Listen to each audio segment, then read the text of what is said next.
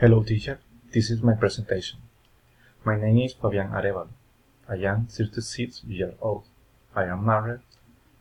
I like to play soccer and go watch movies. Let's start with the story of the last vacation.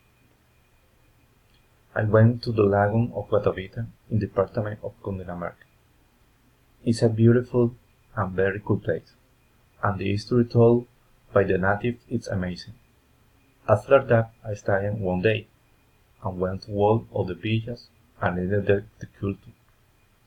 I recommend to the people who wish to visit the place to dress warmly and with sport shoes.